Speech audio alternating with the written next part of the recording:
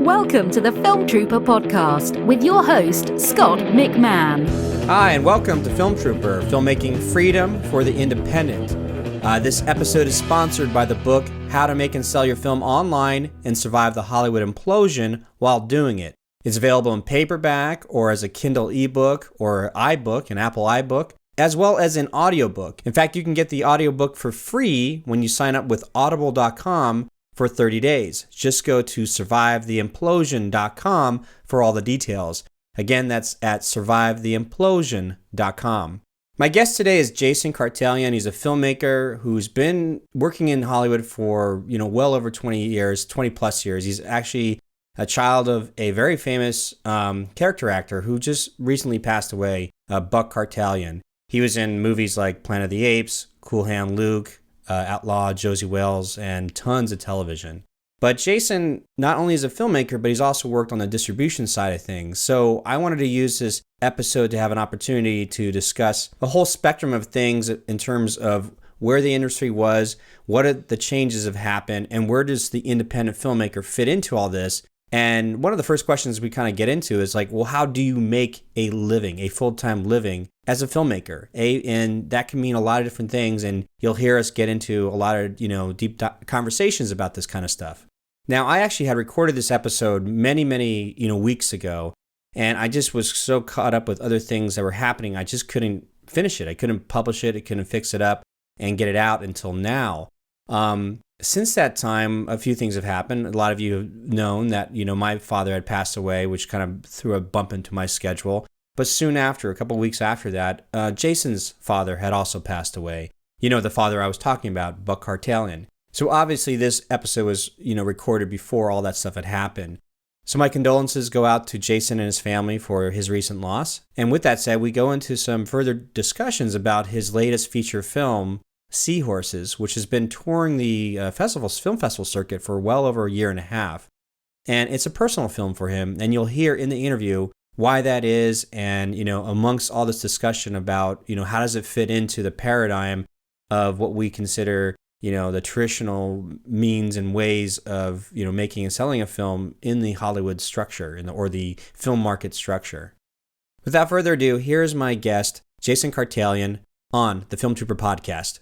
Yeah, the other thing I found interesting listening to some of your podcasts was a really, I feel like a very valid and important point of like the concept of how do you actually make a living as a filmmaker? Yeah, and I don't think it's such a complex question because the filmmaking situation is like a helix. It's this multi-armed monster, and there's so many like little kids out there hustling and making a living in filmmaking, a lot of different ways. And it really, I think it depends on what you mount, how you sell yourself, how you present yourself, and I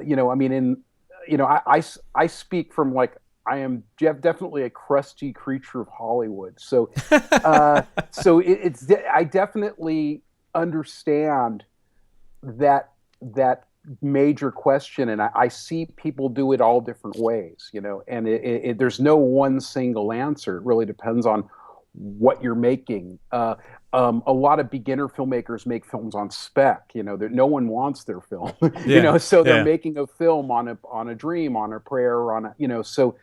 There's a lot of that element that in some ways is important and needs to be encouraged, but also the visualization and creating something that that Hollywood wants or that you can actually sell is also important. I mean, the concept of Seahorses, I made Seahorses sort of because I didn't want to sell it.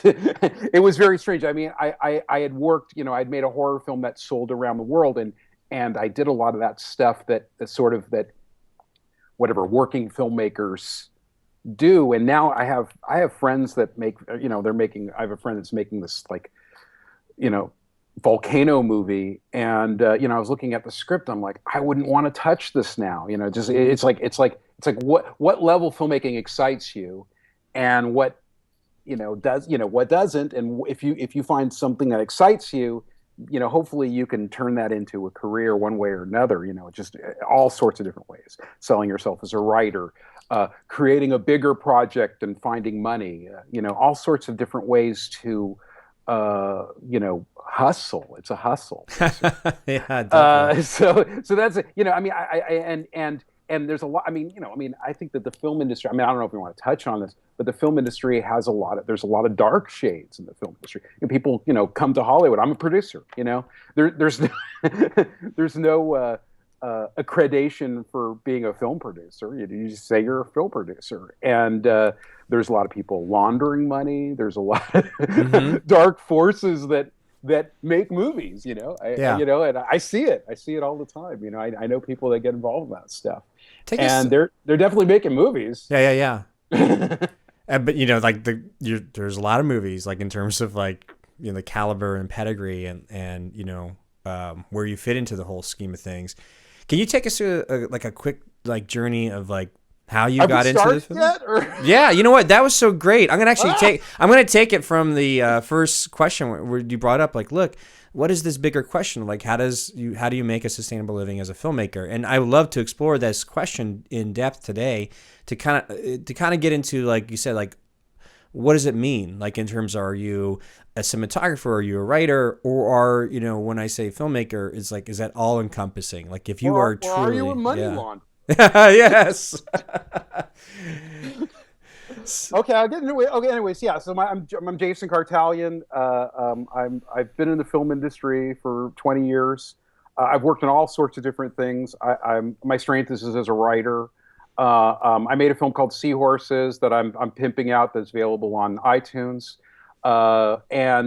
Basically, I've worked in distribution in a lot of different ways. I worked in domestic distribution. I've also worked in foreign distribution, selling films to the foreign territories. And we were just touching on making a living as a filmmaker, right? As that was, I see a lot of really interesting people in this town. I'm in Hollywood, just writing genre scripts, creating projects with name attachments, finding names. Sometimes a little money can lead to more money, getting attachments, finding actors. There's certain actors that definitely appeal to genre. I see filmmakers going to comic book conventions and, Comic-Con, and talking to actors and getting them excited about a project, and finding actors that have built-in audiences. There's all these different ways to crack the nut and make projects that are viable and successful in the marketplace.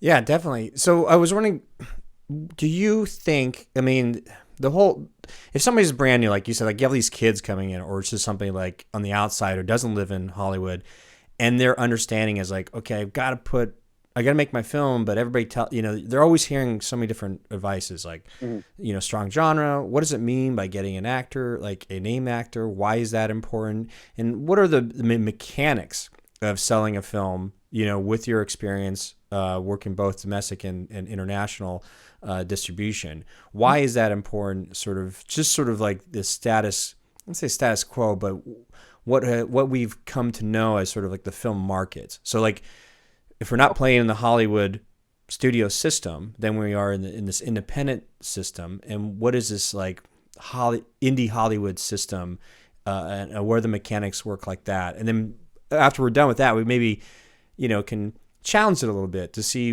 what are new emerging models that are coming about. I mean, you say system, but it's madness. It's anything. Well, I guess I could do that. System. There's all sorts of crazy people connecting. Going to nightclubs and talking to rap artists. Hey, do you want to put a song in my or do you want to act? Anything goes, especially in Hollywood. You find different avenues that you feel you're strong at, and you focus in on those things. when you say kids starting out, I mean, you could be 50 years old and you get tired of, your job, and I'm going to make a film. I love cameras. I like making films. It's not necessarily anything that I think anyone can have a coming of age and make a film. And I definitely saw that when I took my film to a lot of different festivals. I met all different people of walks of life that have made films, different age groups, from young to old, people with different perspectives. But I think that Hollywood is about access. It's about getting access to important people. Okay, and if you're not important, and if you're just starting out, it's best to get people in your project that have some import. And even if it's, you have a low budget, finding, a low budget genre actor or an actor that some people know, and people are, who's in your movie? Well, this guy's in my movie. Oh, okay, I know him from here. I think that if you have to spend more than 2 paragraphs explaining who this actor is, then generally they're not anyone that is worth paying lots of money to be in your film. If you can just say it's this actor and they were in this film or they were in this project or this TV show, and pretty much, 8 out of 10 people know who that is, and that's a good start. So if you can ally yourself and connect with actors that have, a pedigree, you're forever connected with them, with your project, and and then you've made that little baby step towards, whatever your goal is. I mean, it really depends on what your goal is too. I mean, I think that a lot of filmmakers, and I think it's great, they go into filmmaking, I got the story to tell, and they grab their cameras and they go out there and they shoot their film. But I think that you can step back and say, okay, why am I making this film? Where is this film going? What are my expectations? It's good to have lofty goals. It's also good to be realistic. Mm-hmm. This film is based on a lot of, excitement and dreams, but it also is based on a lot of harsh realities. And a lot of times, I mean, you probably heard this before, but when you finish your film, that's just the start of your journey. Mm-hmm. So with your time at the distribution companies, as it mentioned, you were a vice president at Cinema Arts Entertainment. Thank you. Cinema Arts Entertainment. And so with that process, what was the incentive of a company, or most distribution companies? Are they looking to acquire a number of films to package them as like a bundle to be sold in different territories overseas? But you also worked in the foreign distribution side of things. What are they looking for in terms of market viability of types of films? I don't know, maybe kind of like unveil a little bit about that world a little bit. There's a lot of veils to unveil, especially when you're talking about the complex and unique business of the film industry. I think that, I mean, I worked in domestic distribution, putting films together, and releasing them on DVD back when DVD was, more of a viable market. I think that the line between domestic and international is blurring now, as a lot of international entities are distributing their own films and putting their films out on demand and VOD, and there's definitely a lot of different relationships. I mean, there's a caveat to this. Mm-hmm. I don't want filmmakers to think that selling your film to distribution is the holy grail. I mean, a lot of times, filmmakers lie on Facebook. Oh, I made it. I signed the contract. Right. Sometimes those contracts don't go well. I'm sure you've heard many stories of sadness and woe when a filmmaker signs a contract and their film's title gets changed. They get a trailer they don't like, and then they're sad, and their expectations are not met. I think that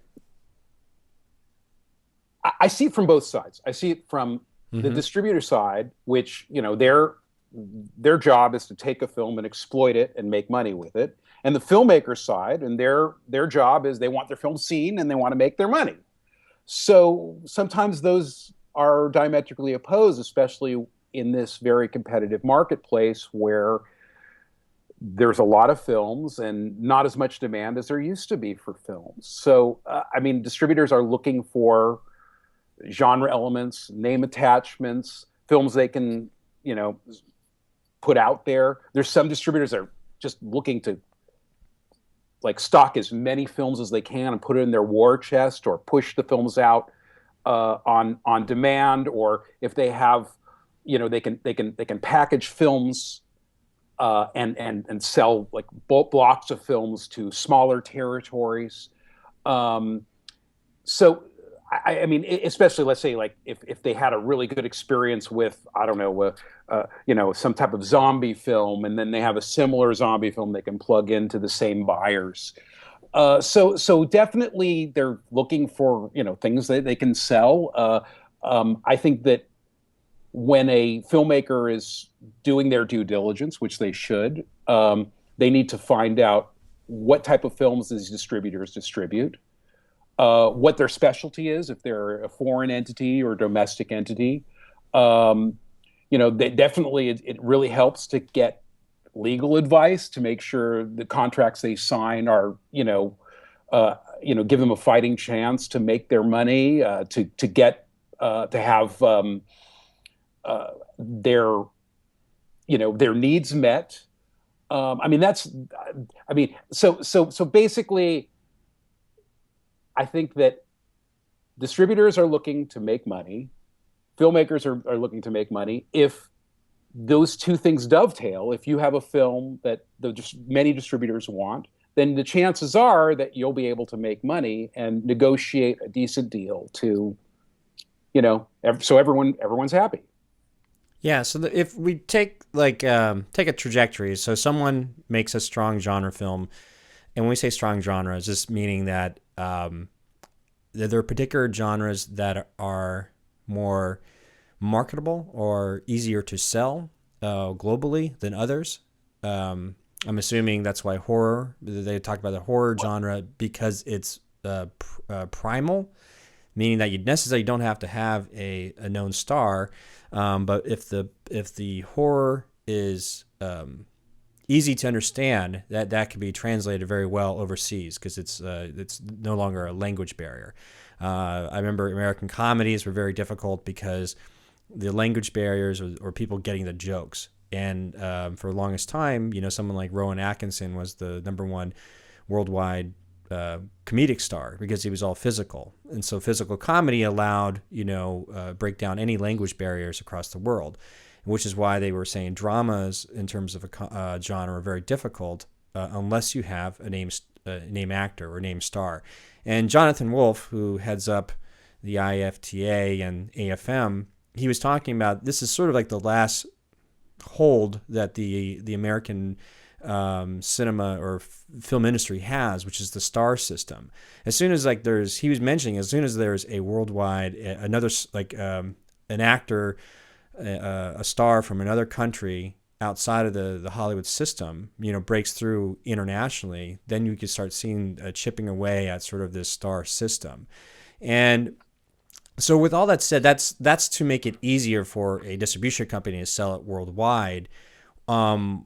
What, if I understand correctly, if a filmmaker is expecting to get a deal, or that's why everybody's telling them to strong genre, get a star, it makes the job of the distributor easier.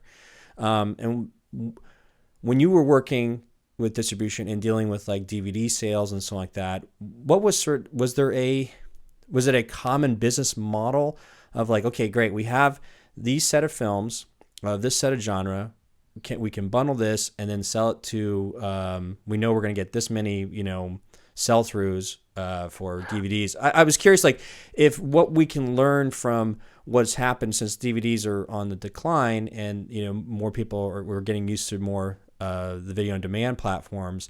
I'm trying to look back at history or see where it has been traditionally, and then where it may be going, so we can kind of like have an idea of how best to position our films moving forward. Well, I mean, okay.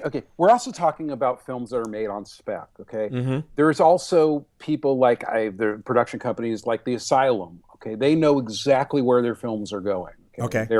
They have an output deal with Sci-Fi. They're making films for Lifetime now. They make TV series now. There's companies like Mar Vista and Cinetel. They make strictly genre films. They know exactly what they need. They know the name attachments. They know who to put together. They know who to plug in to sell to Germany, Japan, to get their domestic deals set in place. They know how much the budget is, and they know how much they're going to make on top of that budget. These films are crappy. They're not good. I know. I have friends that make these films. No offense. Some of them might have a cool little vibe. They shoot them very quickly in less than 10 days.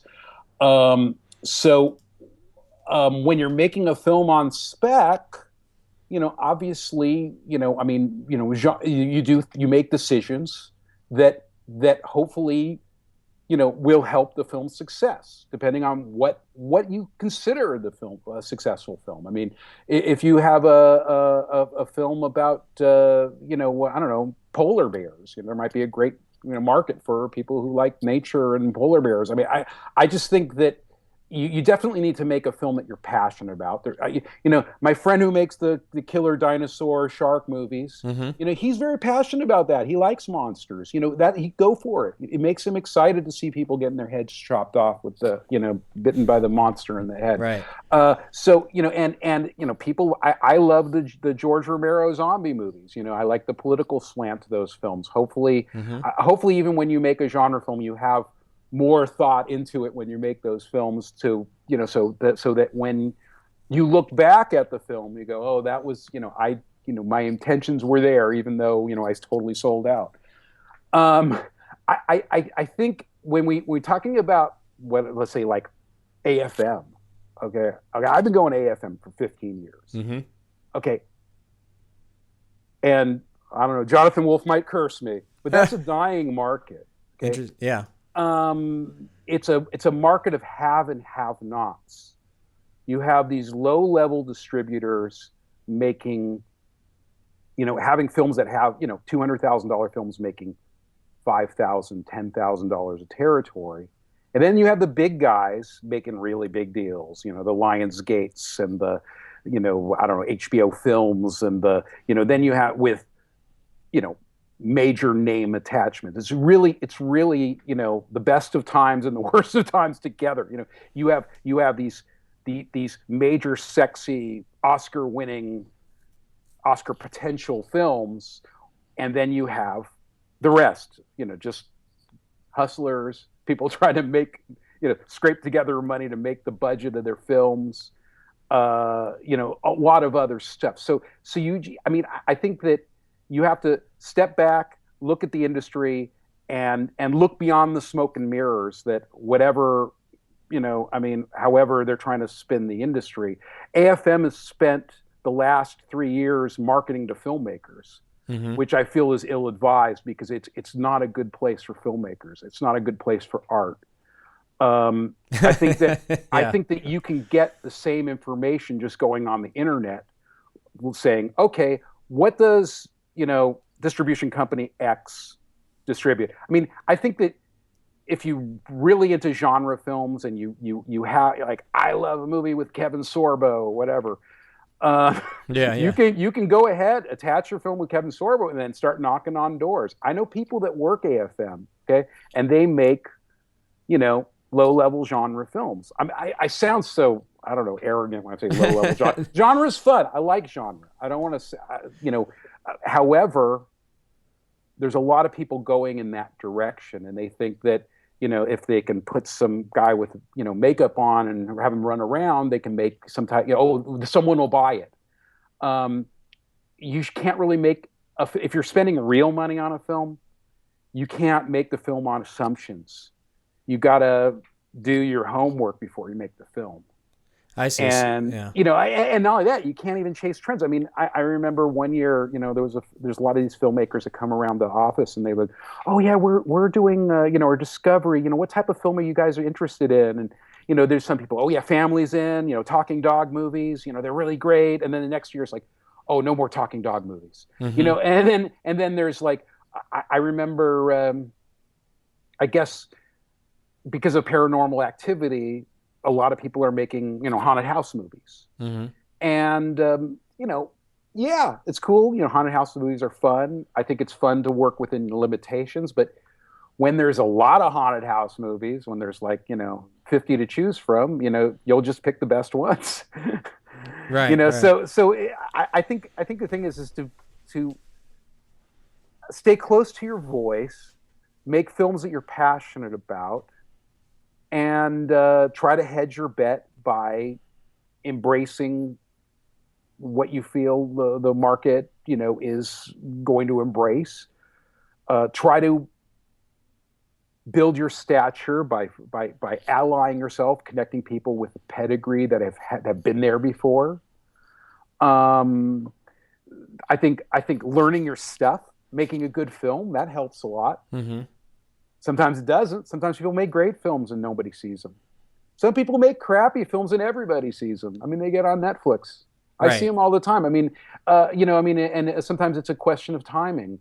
Sometimes, there's a dearth of product that doesn't have maybe sexy stuff or maybe some nudity, and then Netflix will put it on because they want to have an edge on the racy material, or they look at their schedule like, oh, well, we need, family films, and also it's very difficult for filmmakers to go directly to Netflix. You definitely need to go through a distributor, these like Netflix, Hulu, some of these other, larger entities. You either have to go through an aggregator or go through a distributor to get your film placed on these places, because they're not going to just look at one film. They're going to look at 40 films, 20 films.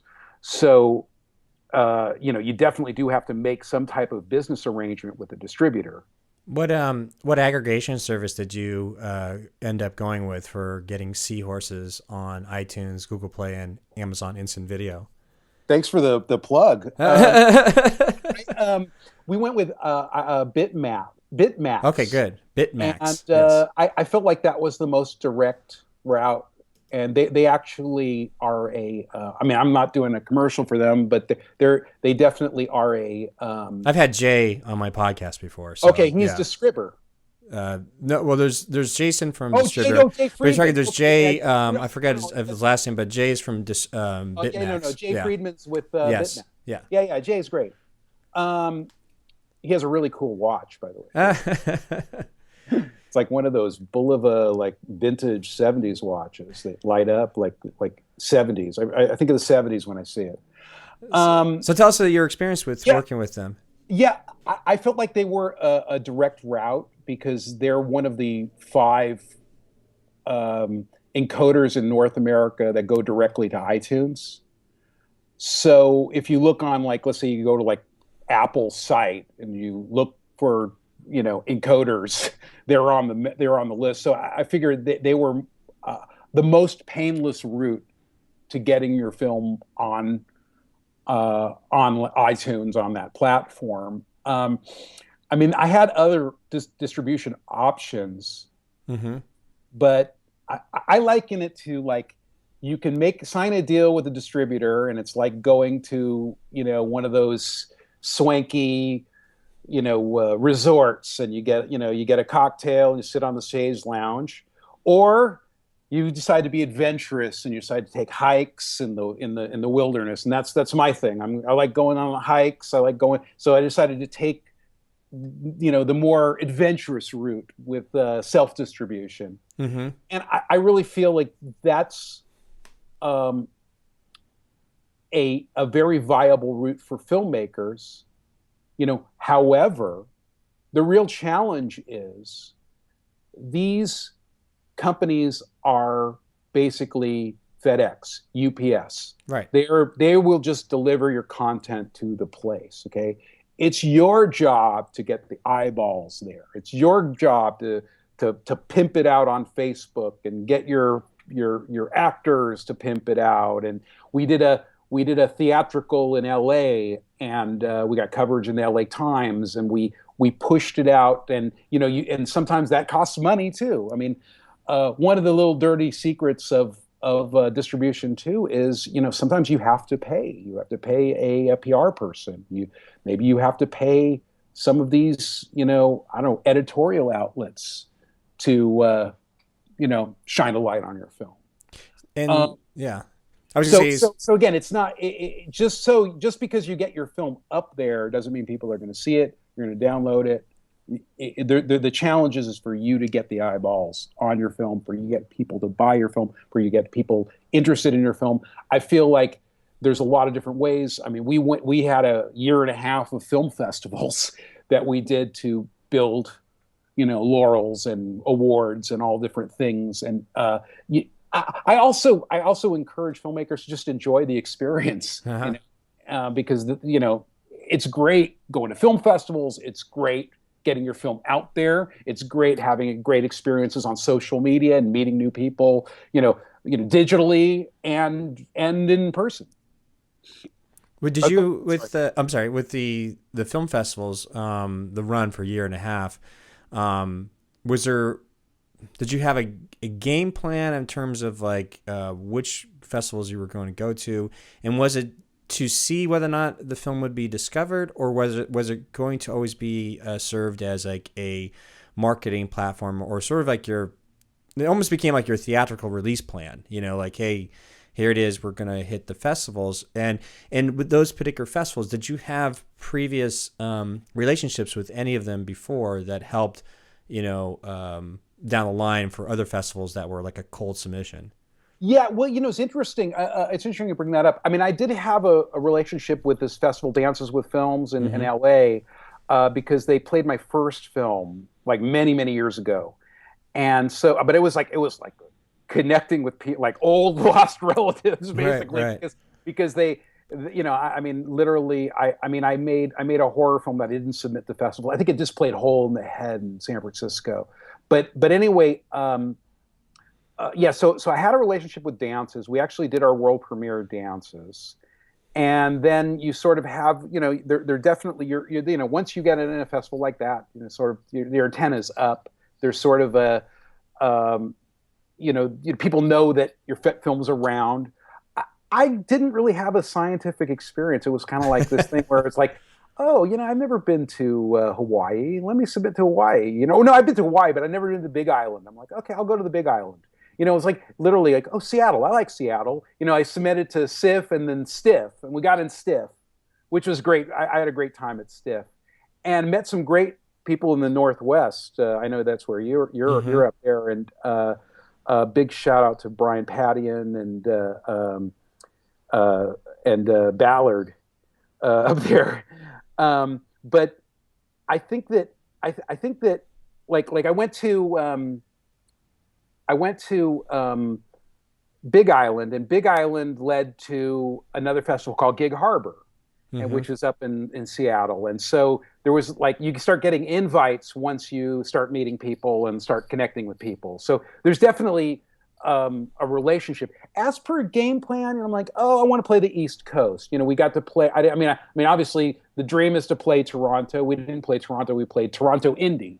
So but again, it's right during Toronto, so it's like, hey, what a great experience! Go to Toronto, experience the Toronto Film Festival. Show your film at Toronto Indie, and have that experience that and meet people, connect with interesting filmmakers.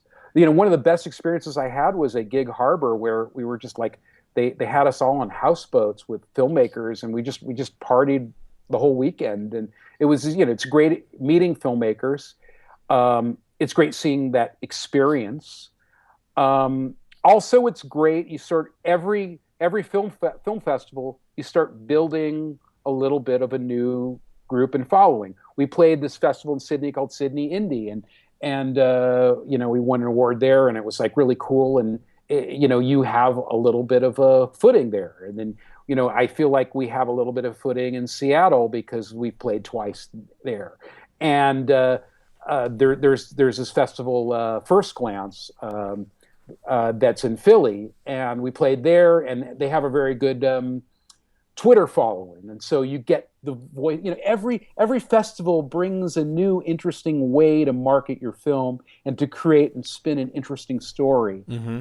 So I definitely think that it's not a bad thing when your film gets in festivals, and it's a great experience. Just meeting people and seeing new places. I think you do definitely have to be a little judicious about what festivals to attend. I mean, I did research the festivals. I tried to be in festivals that were like 10 years or older, and I tried to see the films that were in previous festivals that sort of felt like I matched my film matched their sort of programming. So all sorts of things that all filmmakers do when they're pushing the film out. I mean, in a business sake, when I made Seahorses, I didn't think about, let's say, like, let me make a film for the people. I made the film for myself. It was a very deeply personal film about experiences I had, with my family. So it wasn't, let's say, when we step back and we say, okay, what are the business decisions for making this film? I kept the budget very low. I made a very, very small parlor piece. We shot it quickly. So it wasn't necessarily, let's say, like a film that I say is this money-making business adventure. I think that, we all make films for different reasons. Our parents get old. We're dealing with loss. Maybe we need to say something or share that feeling. And sometimes we just love, some kind of crazy, monster movie where, and the experience of camaraderie of working on a crew and getting together and making something crazy or making things that inspire you. That maybe that's the reason why you want to make a film. And getting distribution and going to film festivals, just the icing on the cake. So it really depends on what your expectations are. I just find it when a filmmaker or one of these, filmmaking gurus says, "Oh yeah, all you have to do is get $10,000 and two people in a room, and you're on your way." It doesn't work that way. Can I ask you, with a year and a half touring the film festival circuit, what was between travel and submission fees? Is there a ballpark number like filmmakers can expect to pay out, or did it become a profit? Was there something in the scheme of things that allowed you to get free travel or free submissions, things like that? Just so that, I don't want to give a filmmaker this concept of they're listening. Okay, cool. So yeah, I'll make a film, maybe submit and try to do a year and a half without really knowing what kind of, expense am I looking to put into that kind of world? Well, originally I was just going to do a half a year. But what happened was we just, the first half a year we got into maybe 6 or 7 festivals. And then all of a sudden we got accepted to a bunch of other festivals. And actually the second leg of the run was actually much, I don't know, fruitful with awards and things like that. I mean, we won Best Picture at Stiff, and we started garnering acting awards, cinematography awards, and stuff like that. And it's just great morale for the people who, and it's great to be with people that that are proud of what they've done, and allow to be with people that you have a great, interesting shared experience. I think that when it comes to expense, you definitely need to put at least $2,000 to $3,000 in submission fees. I've been told that if you have an excellent film, you have a 1 in 10 chance of getting your film in a festival, and that's if you have an excellent film. So obviously it's all depending on, the festival, but I was told, by one, mid-tier festivals, that's generally the, submission rate. Usually they, for every, whatever, 100 excellent films, they'll pick 10. Yeah. And so that's, those odds are not great. So, you have to submit to a lot of festivals, and do your homework. Sometimes you get waivers. Sometimes you get, if it doesn't hurt to ask, sometimes you get free lodging because of sponsorship. Sometimes you get free, plane flights, and it really depends. I really see, if you ask, something you receive. And once you get in, a lot of the smaller festivals don't have a budget for pretty much anything. But even some of the smaller festivals definitely have room for lodging, especially like a little town. They'll ally themselves with a hotel or a different some type of even you can stay with one of the volunteers. They might have an extra room. So I think that if you submit and get in festivals, and be judicious about the ones that you attend too. Sometimes you can't attend every festival. Right. But it does help. It helps with the status of your film. I think that every film festival is a story that you can create from a beginning, middle, and end, from promoting the film festival, in the local media, to presenting the film, and then to the aftermath of having, what a great experience you had. So you can tell every film festival, you can tell an interesting story. Hopefully not the same story over and over again, because, people don't want to hear the same story over and over again. They want to hear different, unique experiences. And what's cool is you definitely, if you can interact and connect with filmmakers, that's the best.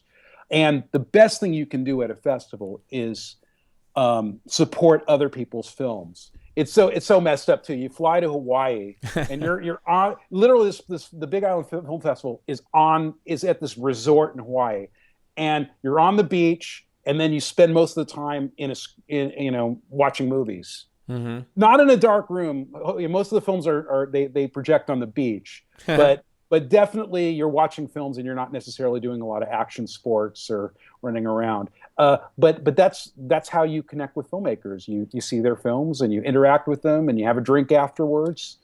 And these are enriching experiences that, and relationships you'll have for the rest of your life.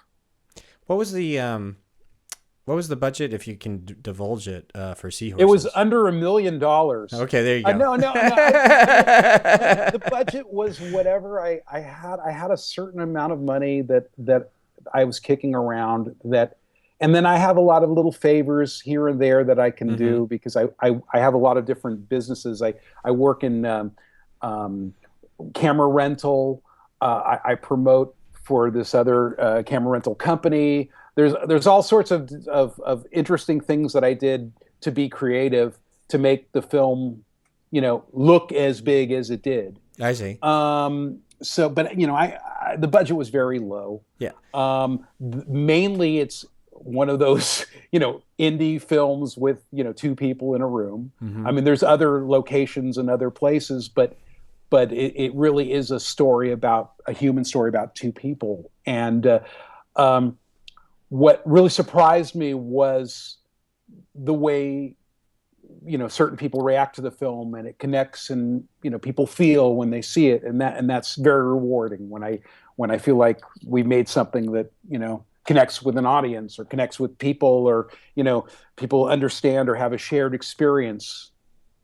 I think that's a very rewarding thing when you make something that we're here to communicate as filmmakers. Have you seen, through this journey of making the film and traveling and touring with it a year and a half, like you said, connecting with other filmmakers, has there been a result, an unforeseen sort of result from this experience, maybe in terms of other opportunities to make another film, or, what's the next steps after now that Seahorses is available on iTunes, Amazon Instant, and Google Play? Yeah. Thank you again. And also, if you want to connect with me, I have a website, jasonkartalian.com. You connect to all the social media, and I got like blogs on what I think about the industry and stuff like Right. that. More information about what we talk about too. Um, I think that it's made me much more tolerant and less angry because I feel like, I mean, I get to a point where you can get very frustrated with the industry. And I did a lot of writing, and I worked on a larger project. I've worked on several larger projects, and some of those projects were not fruitful. And I got very frustrated. You write something, and maybe you get paid a little bit, or you paid something, but they never see the light of day, or people end up arguing about money that doesn't exist, or there's a million producers, jerking the project from one place to another, and then you don't want an actor connected to this project because you don't like their work, and then they're connected to that project, and all sorts of things that the Hollywood hustle creates. I don't necessarily have a lot of patience for working under those circumstances where we got to make it any means necessary. I feel like I want a level of quality of what I do, and I feel like Seahorses was a reaction to that. I worked on this. I was working on this project that was a TV series, and it literally went through. I mean, we had 20 producers on the show, and the script kept on going through all these different revisions, and everyone was trying to pull the script in different directions, and I just walked away from it because what I had created was not what was being made. Mm-hmm. So in essence, I feel like that's the joy of making films on spec. The joy, being able to create with your own vision, and not feeling locked in a box, or some people like working under restrictions, or have no problem saying, oh sure, oh you want a three-headed shark in the last act, perfect, we'll put it in there. I'm just saying, Yeah. literally they'll do what it takes because they want to make a living in the town, and hey, no offense, that's a good way. That's a lot of people built their careers on following orders, but a lot of people also built their careers on creating their unique vision. And I think that that's important too. So I'm happy that I was able to realize this film, work with some amazing people, have great experiences, get it out there, put it out in the marketplace so it's available for the world to see, and move on and make films similar to it. But again, these films are definitely not hugely marketable, but again, my expectations were not high because I know the industry. Right.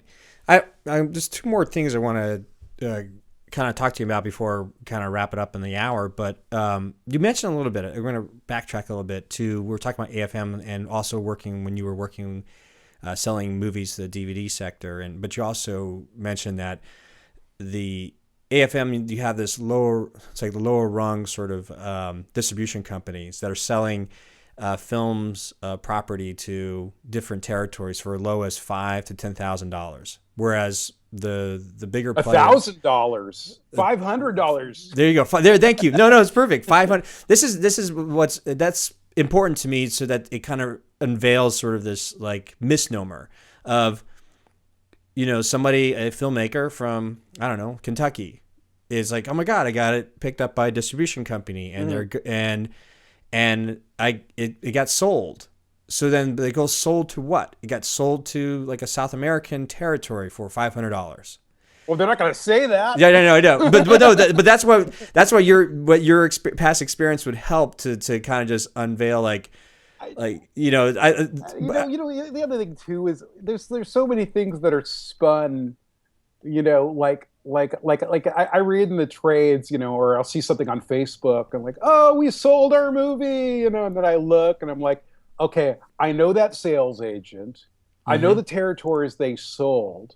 Okay, they made less than $20,000 selling those 3 territories, but they were able to connect with a PR person, or they hired a PR person, or it was a slow news day at Variety, or what, Yeah. I mean, but the perception is, oh, they got their movie sold to all, these 4 territories. Again, maybe I'm wrong. Maybe they did make, $800,000, selling to Japan. I just know that it really, okay. There's certain actors have certain values. They know they have monetary value. They know that, like, there's an actor that knows, I'm worth $20,000. I'm worth $50,000 in Germany. Okay, those actors you hire so you can sell to Germany, so you can sell to Japan, so you can sell to all these different territories. And there's films that are cobbled together with international talent and different people that will sell the film. But again, when I say sold for $500, I mean literally, some of the smaller territories, like South Africa, Russia. These are things where they'll bundle together 20 films and they'll sell them for a few $100, $1,000. The other, so, and not only that, the cost of deliverables sometimes costs more than the actual film, the actual film being presented. When I mean deliverables, I mean M&E. I mean, most filmmakers don't even know what M&E is. M&ER is whatever. M&E is music. M&E is music and effects. It's separated from the dialogue track. If you have any sound effects on your dialogue track, like door shut, you need to take them off that and put it on a separate dialogue track, so that when it goes to Mexico, they can put a Spanish track on your film that has the sound effects on a separate track. So that's music and effects, M&E. So that, so I just think that, you have to be aware of the stark realities of making either a no budget, low budget film that doesn't have, big business behind it. And be aware that there's ways to play with the big boys. It's just, sometimes it costs money. Sometimes it takes relationships. Sometimes it takes a little of both. Sometimes it's timing. There's also the thing that kind of kills me about this business is I wish that quality was more important than it is. And that's the thing. I just feel like, it's not a fair world. People can slave and work on something and really speak from the heart and make something beautiful, and they won't get any attention. And then someone could just throw something together with the worst intentions, and everybody in the world sees it and gets all excited and, pats everyone on the back and, and builds their career on whatever on that. So, but I feel hopefully it's a little bit of both. hopefully you have quality and you have a little bit of, you're also scheming on how am I going to take over Hollywood? Because, the big dragon of Hollywood, the monster that is Hollywood, that writes all the checks, it's still alive and it's there writing checks. Hopefully it'll write it to you someday. So with this aspects of, like you're saying, like on spec, and you're having a very tiny film and the expectations of selling it to a distribution company, understanding the realities that, they could be as small as $500 sales to different territories if you're lucky, like you said, or go bigger. Yeah, bigger. I mean, it depends on the territories. It depends on the title. It's all different. And then here's the other thing too, and this is something that I don't know if you've discussed this. When you get into a relationship with a distribution company, it's like a marriage. Okay, if you're going to marry someone, you have to be careful. Okay. So you are getting into a contract situation with someone, okay? So that's important. It's important to do due diligence. It's important to do your research. It's important to do a lot of things before you sign on the dotted line, okay? And there's all sorts of things that you can do to make sure that, if things don't work out, that you can get out of that contract. the company's culpable, so that the promises that they've made are down in paper, and if they don't meet those promises, that you can walk away. That there's terms, hopefully short terms, and not like long term, 10-year, 15-year, 20-year deal. Hopefully it's 3 years. A lot of these guys want to tie you up forever. So, obviously, when you're a filmmaker, you got to be careful, who you're working with. And on the flip side, when you're a distributor, you got to be careful what filmmakers you're working with, because filmmakers are insane. Mm-hmm. Yeah, because you've been on the other side, So I was like, if somebody had I made a $50,000 film, I got a distribution deal. I understand through the numbers, it looks like we sold it for it made 50,000.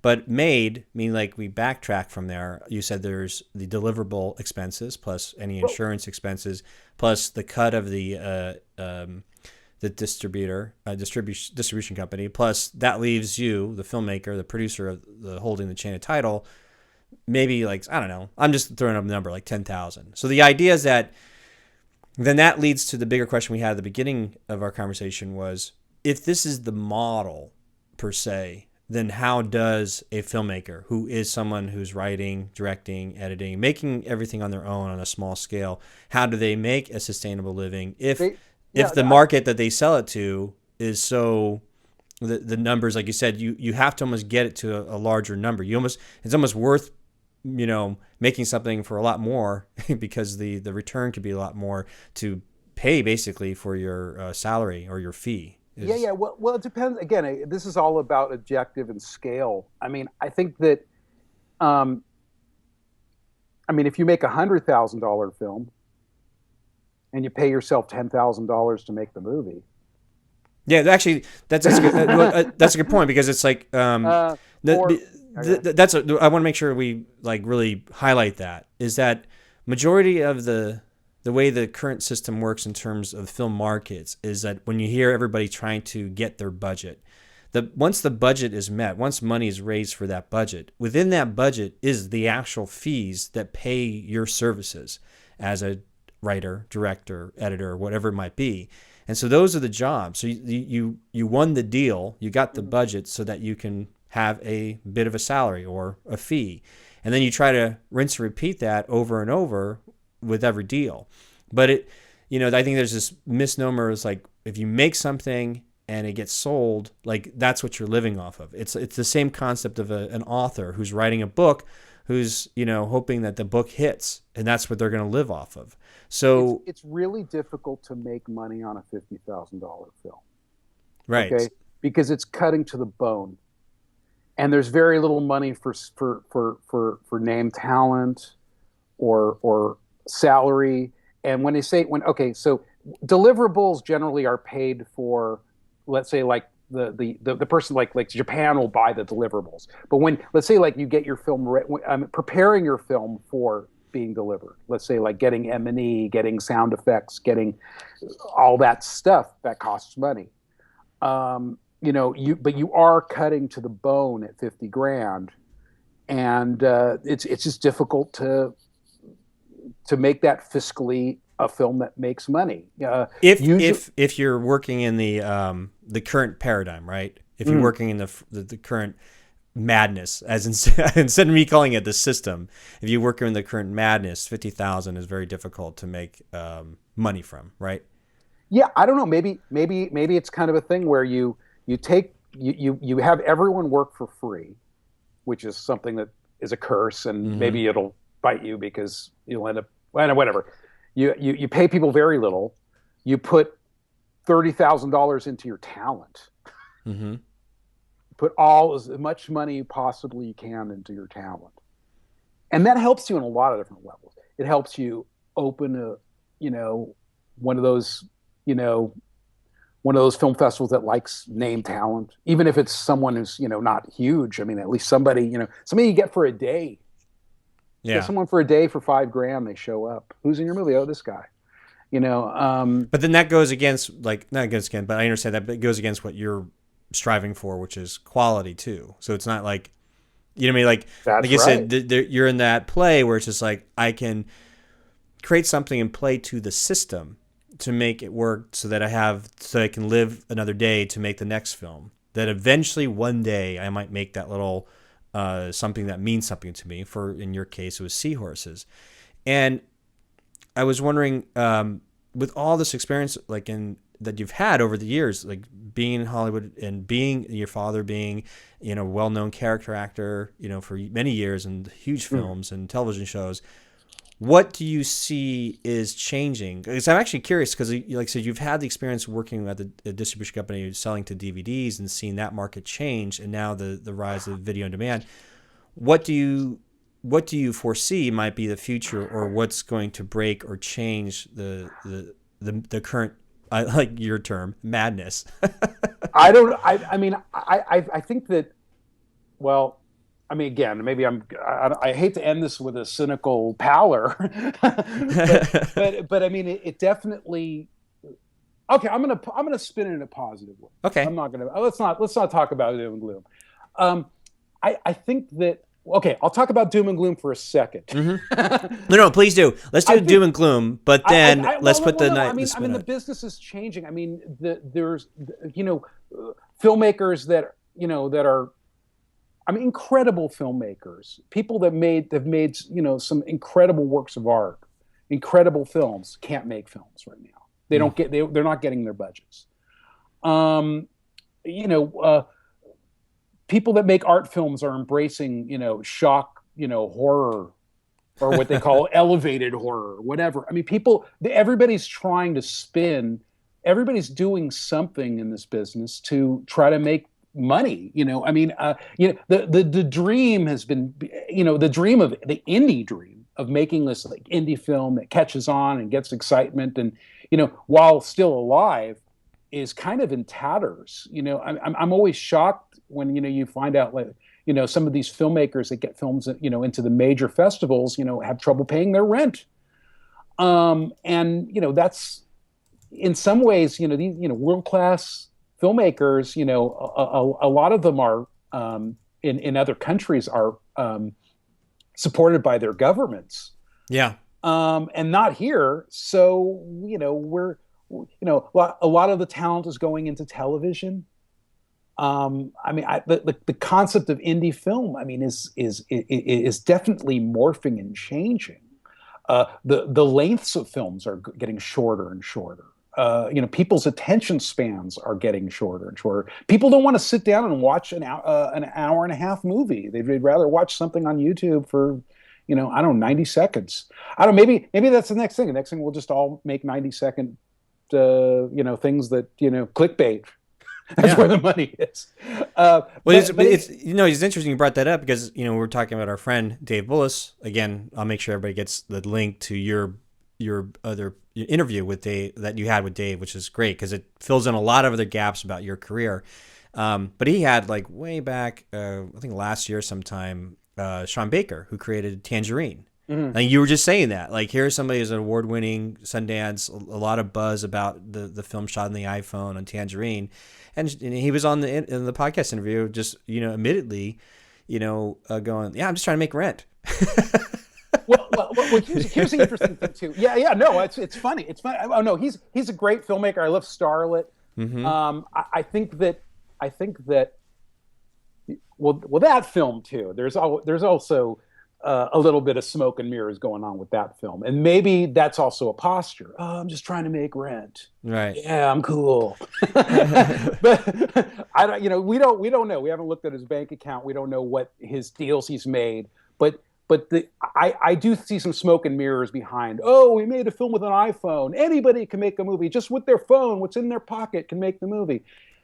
He had probably a lighting crew. He had a sound crew. He had. Yeah, They probably took the film and they colored it. They probably did a lot of different things with the images that cost significant amounts of money beyond just shooting with the iPhone and editing on freeware software. So again, I think in some ways, it speaks from how kind of sad the indie film business is, where a film can't just stand on its own. It's like, oh, you made it with the iPhone. You can't just say, hey, it's a great film. Come see it. It's funny. It's real. It's wild. Enjoy this movie. Like it has to have some kind of gimmick hook in order to get the eyeballs connected to it. So, That's interesting. I can see where if it was just a film, like this film, I think I think it does stand on its own. I think there was that initial gimmick to get people in to look at it.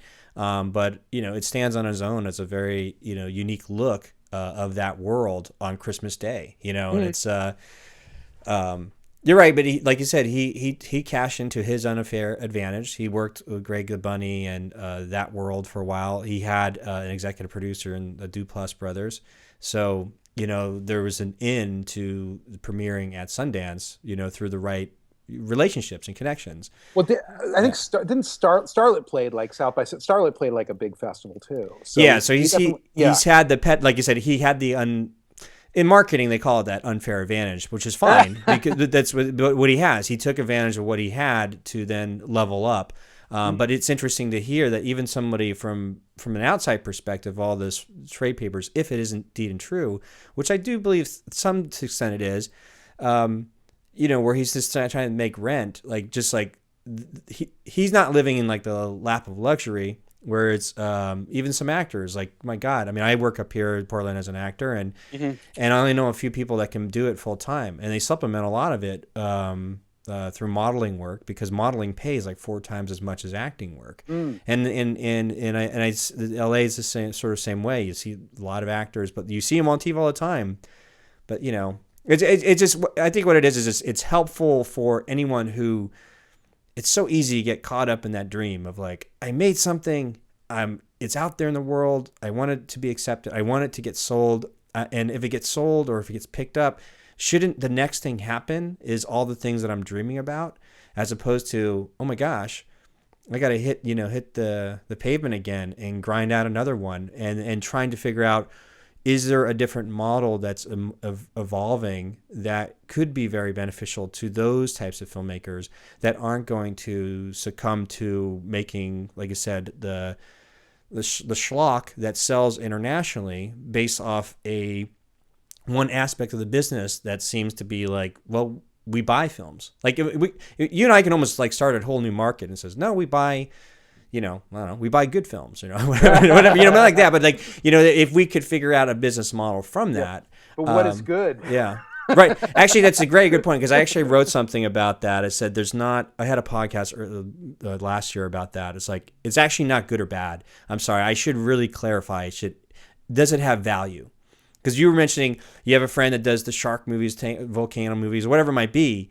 Those have value to a specific set of audience, and it doesn't matter if it's good or bad. I can't watch more than like 3 minutes of those movies, right? Without puking. Well, what's that favorite movie that's not the Sharknado? The Sharknado, but there's a one that was like supposed to be like the worst film ever made, called Room or The Room. Oh yeah. I had some kind of strange involvement with that. You're talking about The Room. You're talking about not the Oscar film, but right. Yeah, no, not the Oscar film. You're talking about what's his name? Oh wow. Oh, you're googling it right now. But yeah. I'm typing it out. Yeah. The Tommy Wiseau. Yes. So that particular film, I mentioned, like, it's like deemed as like the worst film ever made, but audiences come to theaters to enjoy this communal experience, to have an experience, and so it has value. And so maybe that's the term that should be harked on, is like, it's not whether or not your film is good or bad, does it have value? Does it have value to? That's like the Ed Wood movies, Glenn and Plan 9 from Outer Space. Everyone, the worst movies ever. They're not the worst movies ever. These people in The Room, they didn't have any money. They made very low budget films. The worst movies ever made are these big Hollywood Michael Bay style movies where they have everything and they still can't tell a story, and they still have bad performances, and there's CGI that's ridiculous and unrealistic, and I mean those are the worst movies ever made because they had everything. They have assistants for the assistants, who have assistants. We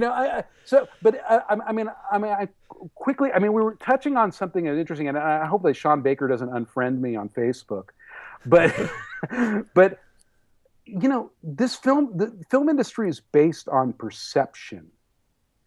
And I think we all need to know and step back from the perception and look behind the mirrors and the smoke. Okay, a lot of times someone's career is based on a narrative that's not true, but it's based on something that has some truth in it that a PR person spun a little bit, and then it's stuck, and then like, oh, that Kevin Smith, he cobbled together his credit cards, or Rodriguez, he made this little movie that, Blair Witch, well, they made it for no money. Okay. Those films would be toiling in obscurity if it wasn't for huge marketing arms that just did some major, major damage and spent major money getting these films into the consciousness and the brains of people. Okay. Nobody talks about that stuff. They just talk about the myth, the perception. So again, understand that there's perception, but again, you get to a point where you can't have huge. I mean, if you're making a low budget, no budget, fun movie, you can't have huge expectations. Whatever you get, hey man, oh, we got in this festival, awesome. We won this award, cool. Let's, maybe we'll get it out there. Let's put it out there. You don't, unless, you can, I think unless you have like something so urgent and so important to say, and I think that's important too. I think you definitely need to step back and evaluate what type of message you're saying, and if you have that point of view that everyone needs to know, but still, even if you have the greatest film in the world, you need, and with all the right timing and the right attachments or whatever, you still need other people, a machine, forces that take it to that next level. You can't do it all yourself. Yeah. Anyway. No, there you go. I think it's a best place to wrap up, and just leaving that with people in terms of stop, think about the perception, and then take away the smoke and mirrors and see what is there. And especially with social media, everybody spins their own tale. They're like, they'll take a picture of the beach in Hawaii. Oh, having a great time in Hawaii, and they're in North Hollywood, eating a can of beans. so like literally, people create and spin any type of perception. I see that especially with actors. They'll put up all these great, beautiful pictures of themselves. I mean, very rarely do they show themselves right when they wake up right in the morning. Yeah. So it's so I think the thing is to be successful on your own terms, and we're all trying to figure out ways to make a living in the business. And again, I give you great credit for what you're doing with your podcast. I think, I think we started with this, the idea of like, how you can turn filmmaking into a business, because it definitely is a business, and people are making money, and hopefully that could be you as well. Right.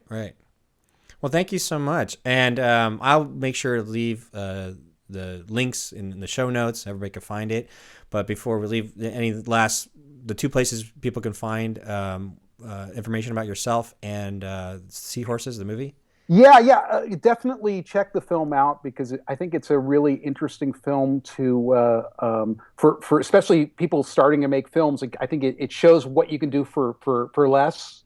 Mm-hmm. I feel like there's a lot of things that the film has, like really good production design, really good cinematography. Even though it's a small film, it's very cinematic, and beautiful acting by our two leads, and so I think it shows you what you can do for very little, but you can still tell a really interesting, compelling, nice story. Yeah, you can get it on iTunes, Google Play, Amazon Instant, and then also there's links at seahorsesmovie.com. I think we have like a limited edition Blu-ray you can buy on the website. And then if you want to know more about me, I have a website. It's jasonkartalian.com with a K. And you can check me out. And I have a blog now that I've been putting some interesting information. And again, I appreciate you having me here. Hey, no problem. Thank you so much for taking your time and sharing all your stories. And Thanks. And I loved it. Like, it's not a system, it's madness. It's funny. It's funny. My dad's an actor, Mm-hmm. and he was in Planet of the Apes, and I think actually Charlton Heston said the line, but my dad's an ape, and he's spraying he's Julius Keeper of the Cages, the cigar smoking ape, and I think he's spraying Charlton Heston with a giant fire hose. Oh yeah, and I think Charlton Heston says, "It's a madhouse." There you go. That's a clip we need. That's my depiction of the film industry. But it's a fun madhouse. I think that we make the world interesting as filmmakers, or as fierce people that tell our stories. We make the world interesting. Yeah, I like that. Awesome. Hey, Jason, thank you so much. Thank you. It was great. I had a great time. That concludes my interview with Jason Kartalian and his film, Seahorses. In fact, you can find out more information over at seahorsesmovie.com. Now, if you like this episode or you like other past episodes of Film Trooper, think about leaving a ratings and review over at iTunes. It definitely helps tremendously. So just go to filmtrooper.com/iTunes. That would take you to the iTunes page, and you can leave a ratings and review there. And again, it's greatly appreciated. But don't go away empty-handed. If you are stuck trying to make your film, then I encourage you to find inspiration by picking up a free gear guide over at freegearguide.com. Again, that's at freegearguide.com. And find out all the equipment I use to make a feature film without a crew. Again, that's at freegearguide.com. Thanks again for listening, and I will see you guys next time. Film Trooper, filmmaking freedom for the independent.